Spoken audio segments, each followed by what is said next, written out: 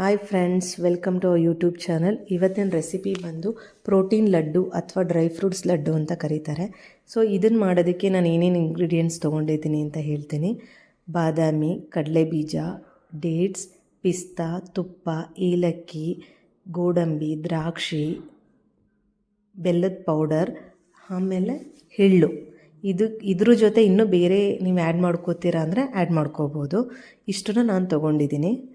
So ಬನ್ನಿ ಹೇಗೆ ಮಾಡೋದು ಅಂತ ನೋಡೋಣ.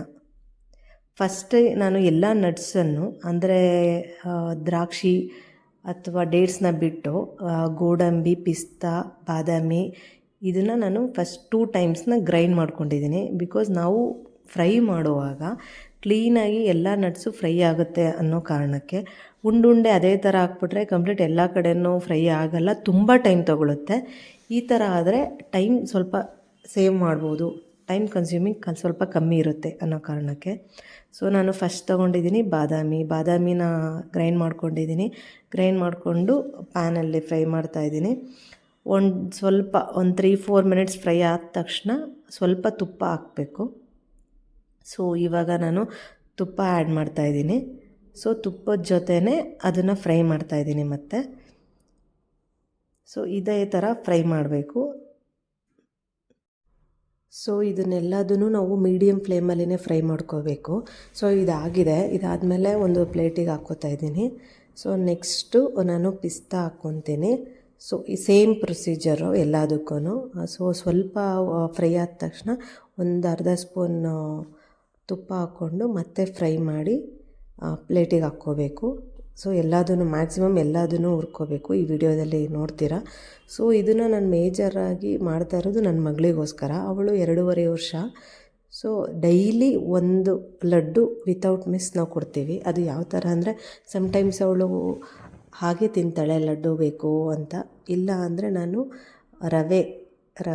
ರವೆಯಲ್ಲಿ ಈ ಒಂದು ಲಡ್ಡು ಹಾಕ್ಬಿಟ್ಟು ಸ್ವಲ್ಪ ತುಪ್ಪ ಹಾಕಿ, ಸ್ವಲ್ಪ ಬೆಲ್ಲದ ಪೌಡರ್, ಸ್ವಲ್ಪ ಸ್ವೀಟ್ ತಿಂತೀನಿ ಇಷ್ಟಪಟ್ಟರೆ ಸ್ವಲ್ಪ ಬೆಲ್ಲದ ಪೌಡರ್ ಹಾಕ್ಬಿಟ್ಟು ಸಜ್ಜಿಗೆ ಥರ ಮಾಡಿಕೊಡ್ತೀನಿ. ಬರೀ ರವೆ ಸಕ್ಕರೆ ಹಾಕೋದಕ್ಕಿಂತ ಸೊ ಈ ಥರ ಮಾಡಿಕೊಟ್ರೆ ಮಕ್ಕಳು ತುಂಬ ಇಷ್ಟಪಟ್ಟು ತಿಂತವೆ. ನನ್ನ ಮಗಳಿಗೆ ಡೈಲಿ 1 ಟೈಮ್ ಅದು ಇದ್ದೇ ಇರುತ್ತೆ. ಅದ್ರ ಜೊತೆ ನಾನು ಡೈಲಿ ಒಂದು ಫ್ರೂಟ್ನ ಆ್ಯಡ್ ಮಾಡ್ತೀನಿ. ಬಾಳೆಹಣ್ಣು ಇರ್ಬೋದು, ಇವಾಗ ಮಾವಿನ ಹಣ್ಣಿನ ಸೀಸನ್ನು, ಮಾವಿನ ಹಣ್ಣು ಅಥವಾ ಅವಳು ಯಾವ ಥರ ಇಷ್ಟಪಡ್ತಾಳೆ ಹಣ್ಣನ್ನ ಅದನ್ನು ಕೇಳಿಬಿಟ್ಟು ನಾನು ಒಂದು ಹಣ್ಣನ್ನ ಅದು ಸಜ್ಜಿಗೆ ಒಳಗೆ ಹಾಕಿ ತಿನ್ನಿಸ್ತೀನಿ. ಸೊ ಅದನ್ನು ಯಾವುದೇ ಹಣ್ಣನ್ನು ನಾನು ತೊಗೊಂಡ್ರೂ ಬಾಯ್ಲ್ ಮಾಡಲ್ಲ. ಒನ್ಸ್ ಎಲ್ಲದೂ ಆದಮೇಲೆ ನಾನು ಅದಕ್ಕೆ ಸ್ಮ್ಯಾಶ್ ಮಾಡಿ ಮಿಕ್ಸ್ ಮಾಡಿ ಕೊಡ್ತೀನಿ ಅವಳಿಗೆ. ಅದನ್ನು ಹಣ್ಣನ್ನ ಯಾವುದೇ ಕಾರಣಕ್ಕೂ ನಾನು ಬಿಸಿ ಮಾಡಲ್ಲ. ಬಿಸಿ ಮಾಡಿದರೆ ಅದರಲ್ಲಿರೋ ಪ್ರೋಟೀನ್, ವಿಟಮಿನ್ಸ್ ಎಲ್ಲ ಅಲ್ಲೇ ಹೋಗ್ಬಿಡುತ್ತೆ. ಸೊ ಇವಾಗ ನಾನು ಕಡಲೆಬೀಜ ಎಲ್ಲದನ್ನೂ ಹುರ್ಕೊಂಡೆ.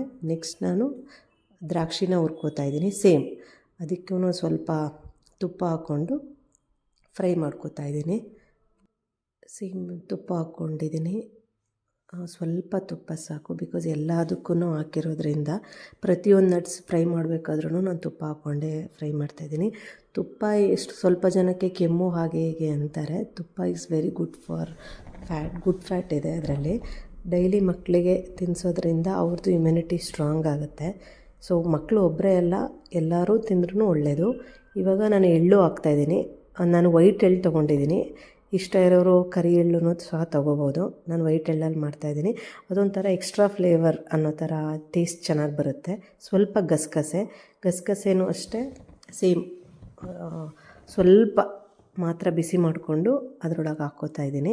ನೆಕ್ಸ್ಟ್ ಏಲಕ್ಕಿ ಯಾಕೆ ಅಂದರೆ ಆ ಟೇಸ್ಟ್ ಮತ್ತು ಸ್ಮೆಲ್ಲಿಗೋಸ್ಕರ ಏಲಕ್ಕಿ ಹಾಕ್ತಾಯಿದ್ದೀನಿ. ಆಮೇಲೆ ಡೈಜೆಷನ್ ಟೈಮಲ್ಲಿನೂ ಹೆಲ್ಪ್ ಮಾಡುತ್ತೆ, ಡೈಜೆಷನ್ಗೂ ಟೇಸ್ಟು ಚೆನ್ನಾಗಿರುತ್ತೆ ಫ್ಲೇವರ್ ವೈಸ್ ಅಂತ ಅನ್ನೋ ಕಾರಣಕ್ಕೆ. ಸೊ ಎಲ್ಲದನ್ನು ಮಿಕ್ಸ್ ಮಾಡ್ಕೋತಾ ಇದ್ದೀನಿ. ಯಾವ್ಯಾವ ನಟ್ಸ್ ತೊಗೊಂಡಿದ್ದೋ ಎಲ್ಲದನ್ನು ಕಂಪ್ಲೀಟಾಗಿ ನೋಡಿ ಈ ಥರ ಕಾಣಿಸ್ತಾ ಇದೆ. ಫುಲ್ ಕಲರ್ಫುಲ್ಲಾಗಿ ಕಾಣಿಸ್ತಾ ಇದೆ. ಎಲ್ಲದನ್ನು ಮಿಕ್ಸ್ ಮಾಡ್ಕೋತಾ ಇದ್ದೀನಿ. ನೆಕ್ಸ್ಟ್ ಗ್ರೈಂಡ್ ಮಾಡ್ತೀನಿ. ನಾನು ಮಿಕ್ಸಿನಲ್ಲೇ ಮಾಡ್ತಾಯಿದ್ದೀನಿ.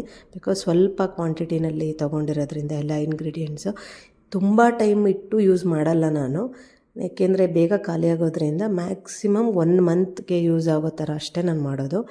ಒಂದೊಂದು ಸಲ 20 ಡೇಸ್ಗೆ ಖಾಲಿ ಆಗಿಬಿಡುತ್ತೆ. ಡಿಪೆಂಡ್ಸ್ ಅವಳು ಜಾಸ್ತಿ ತಿಂದರೆ ಆ ಥರ. ಇವಾಗ ನಾನು ಮಿಕ್ಸಿ ಮಾಡೋದಕ್ಕೆ ಎಲ್ಲ ಜಾರಿಗೆ ಹಾಕ್ಕೋತಾ ಇದ್ದೀನಿ.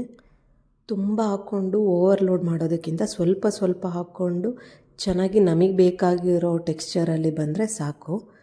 ನೋಡಿ ಈ ಥರ ಬಂದಿದೆ ಸಾಕು. ಇದರಲ್ಲಿ ನಾವು ಆರಾಮಾಗಿ ಉಂಡೆ ಕಟ್ಬೋದು. ಸೊ ಸೇಮ್ ವೇ ನಾನು ಮತ್ತೆ ಎಲ್ಲದನ್ನು ಮಿಕ್ಸಿ ಮಾಡ್ಕೋತಾ ಇದ್ದೀನಿ. ನಾನು ಏನೇನು ಫ್ರೈ ಮಾಡ್ಕೊಂಡಿದ್ದೆ ಅದನ್ನ. ಸೊ ಕಂಪ್ಲೀಟಾಗಿ ಇಷ್ಟು ನನಗೆ ಪೌಡರ್ ಸಿಕ್ಕಿದೆ, ಅಷ್ಟು ಡ್ರೈ ಫ್ರೂಟ್ಸ್ ಹಾಕಿ. ಇವಾಗ ನಾನು ಖರ್ಜೂರ ಮಾತ್ರ ಗ್ರೈಂಡ್ ಮಾಡ್ಕೋತಾ ಇದ್ದೀನಿ. ಅದು ಈ ಥರ ಆಗಿದೆ, ಪೇಸ್ಟ್ ಥರ ಬಂದಿದೆ ನೋಡಿ ಅದು. ಸೊ ಇದು ನೋಡ್ತಾ ಇದ್ದೀರಾ ಯಾವ ಥರ ಬಂದಿದೆ ಅಂತ. ಸೊ ಮತ್ತು ಖರ್ಜೂರ ಮತ್ತು ದ್ರಾಕ್ಷಿ, ಇದೆಲ್ಲ ಖರ್ಜೂರ ಮತ್ತು ದ್ರಾಕ್ಷಿನ ನಾನು ಲಾಸ್ಟಲ್ಲಿ ಗ್ರೈಂಡ್ ಮಾಡ್ಕೊಂಡಿದ್ದೀನಿ. ಬಿಕಾಸ್ ಅದು ಅಂಟಿದಾಗ ನಾವು ಏನು ನಟ್ಸಿರುತ್ತೋ ಅದು ಕ್ಲೀನಾಗಿ ಪೌಡರ್ ಆಗೋಲ್ಲ ಅನ್ನೋ ರೀಸನ್ಗೆ. ಸೊ ಇದೆಲ್ಲ ಆದಮೇಲೆ ನಾನು ಬೆಲ್ಲದ ಪೌಡರೇ ತೊಗೊಂಡಿರೋದ್ರಿಂದ ನಾನು ಬೆಲ್ಲ ಮತ್ತೆ ಮಿಕ್ಸಿಗೆ ಹಾಕಿಲ್ಲ. ಸೊ ಇದೆಲ್ಲ ಪೌಡ್ರ್ ಜೊತೆ ಬೆಲ್ಲನೂ ಹಾಕಿದ್ದೀನಿ. ಇವಾಗ ಬೆಲ್ಲದ ಪೌಡರ್ ನೀವು ನೋಡಿದ್ರಿ. ಇವಾಗ ನಾನು ಉಂಡೆ ಕಟ್ಟೋಕ್ಕೆ ಸ್ಟಾರ್ಟ್ ಮಾಡ್ತಾಯಿದ್ದೀನಿ. ನಿಮಗೆ ಯಾವ ಶೇಪಲ್ಲಿ ಬೇಕು ಅದರಲ್ಲಿ ಕಟ್ಬೋದು. ನಾನೊಂದು ಮೀಡಿಯಮ್ ಸೈಜಲ್ಲಿ ಪೌಡರ್ ಎಲ್ಲ ಮಾಡ್ಕೊಂಡಿರೋದನ್ನೆಲ್ಲ ಕಂಪ್ಲೀಟಾಗಿ ಉಂಡೆ ಕಟ್ಟಾಗಿದೆ. ನೋಡಿ ಯಾವ ಥರ ಬಂದಿದೆ ಅಂತ. ಇದು ಮೀಡಿಯಮ್ ಸೈಜಲ್ಲಿನೇ ಕಟ್ಟಿರೋದು ನಾನು. ಕಂಪ್ಲೀಟ್ ಹೆಲ್ದಿ ಇದೆ. ಡೈಲಿ ಒಂದು ತಿಂದರೆ ಸಾಕು.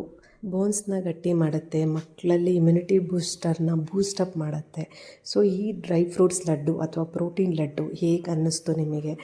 ಇಷ್ಟ ಆಗಿದರೆ ಪ್ಲೀಸ್ ಲೈಕ್ ಮಾಡಿ, ಶೇರ್ ಮಾಡಿ, ಕಮೆಂಟ್ ಮಾಡಿ ಹಾಗೂ ಸಬ್ಸ್ಕ್ರೈಬ್ ಮಾಡ್ಕೊಳ್ಳಿ. Thanks for watching. See you in the next video.